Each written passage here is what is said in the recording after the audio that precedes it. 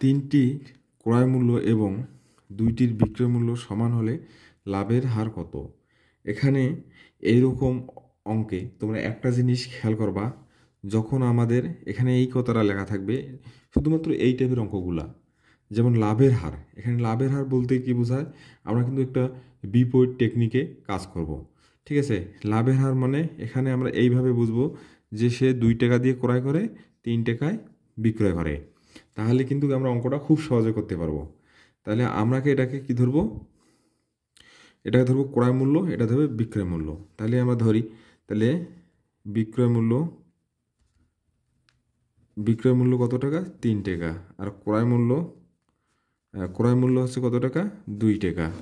তাহলে কি হয়? লাভ হয় 1 টাকা। আমি আবার বলতেছি, যদি লাভ থাকে তাহলে অঙ্কগুলো এই টাইপের অঙ্কটা আমরা এইভাবে করব। তাহলে দেখো, এখন খেয়াল করো যে ক্রয় মূল্য আমাদের 2 টাকা। তাহলে আমরা লিখতে পারি 2 টাকায় লাভ হয় 1 টাকা।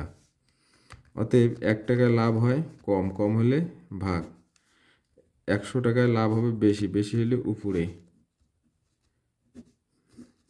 কত? 50 টাকা। তো উত্তর দেওয়া আছে, 5 সেন্টেন্সে দেওয়া থাকলে আমরা লিখবো এইভাবে, উত্তর লাভ 50%। ঠিক আছে?